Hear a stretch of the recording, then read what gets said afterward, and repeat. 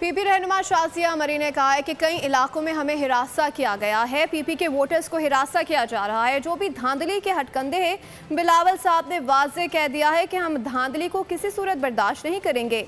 सांगड़ में खिताब में उन्होंने कहा कि पीपल्स पार्टी ने सबसे पहले इलेक्शन के इनेकाद का मुतालबा किया।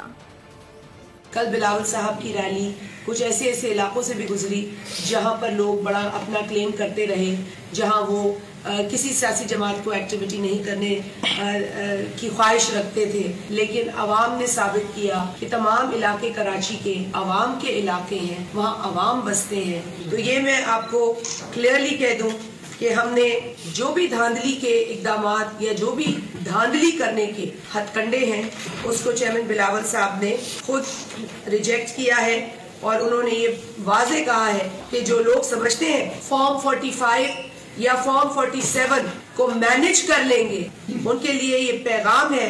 इस तरह की ख्वाहिश रखकर जीतने को हम पूरा नहीं होने देंगे। हमने शुरू दिन से ये कहा है कि हमें लेवल प्लेइंग फील्ड चाहिए।